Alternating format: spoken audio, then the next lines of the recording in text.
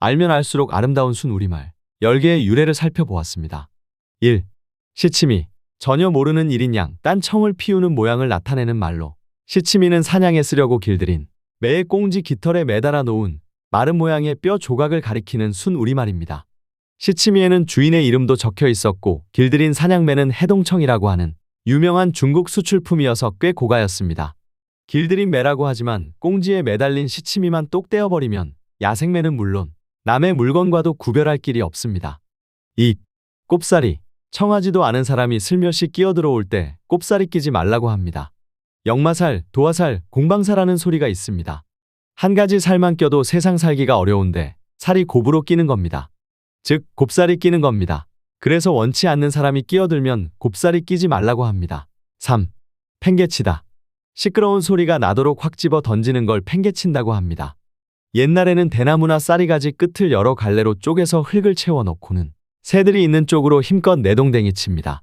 후두둑 하는 소리에 새들이 쫓겨가도록 합니다.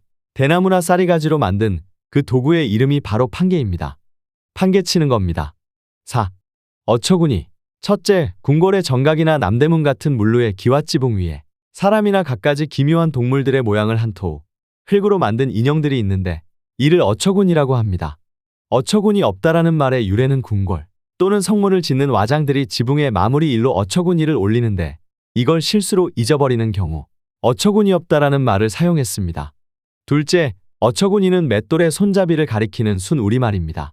그 무거운 돌 두 짝을 포개어 놓고 한쪽 방향으로 돌려야 하는데 손잡이가 없으니 정말 어처구니가 없겠네요. 5. 뜬금없다. 조선시대 말단 벼슬 중에 말감고라는 벼슬이 있었습니다. 말감고가 하는 일은 그날 장에 나온 물건의 수요와 공급을 조사하여 가격을 결정하는 일이었습니다. 그러다 보니 이 사람이 기준 가격을 공지해야 정상적인 거래가 이루어집니다. 즉, 말감고가 그날의 금 가격을 띄워야 거래가 시작될 수 있습니다. 그 기준이 되는 가격을 띄운 금 가격이라고 합니다.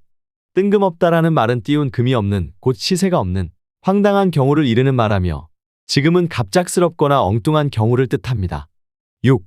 자다가 봉창 두드린다.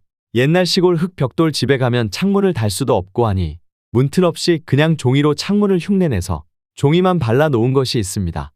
열 수도 없으니 당연히 그걸 봉창이라 합니다.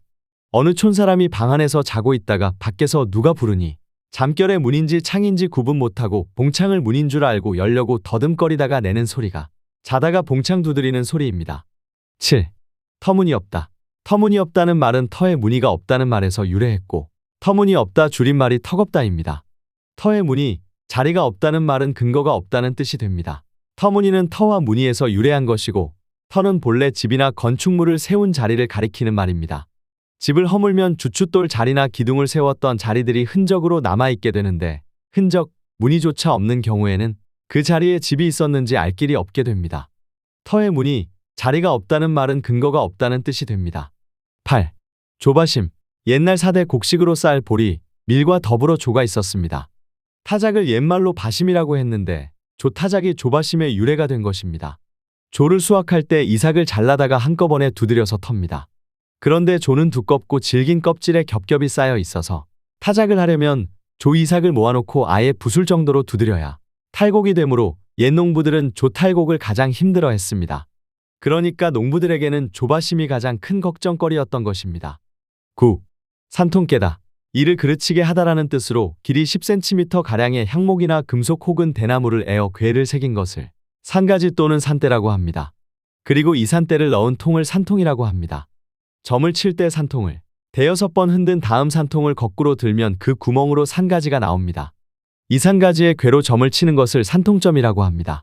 이때 산가지를 집어넣는 산통을 깨버린다는 것이므로 어떤 일을 이루지 못하게 뒤틀어버린다는 뜻으로 쓰게 되었습니다. 10. 벽창호. 앞뒤가 꽉 막힌 고집불통을 우리말로는 벽창호라고 하는데 이 말은 원래 벽창호에서 나온 말입니다. 평안북도 벽동과 창성 지방의 소가 크고 억세다는 뜻에서 유래했습니다. 게다가 이 지방의 소들은 제 기분에 맞지 않으면 꿈쩍도 하지 않는 고집불통이었으며 모르는 사람이 와서 끌고 가려고 하면 고집스럽게 버텨서 웬만한 어른들도 다루기가 어려웠습니다. 그래서 이렇게 힘이 세고 고집이 센 벽동과 창성에 소들의 특성을 빗대어 벽창호라는 말이 생겼습니다. 그런데 이 말이 벽동과 창성의 소같이 고집이 세고 무뚝뚝한 사람을 가리킬 때도 쓰이게 되었습니다. 유용하게 보셨다면 검색창에서 성필원으로 인물 검색 부탁드려요.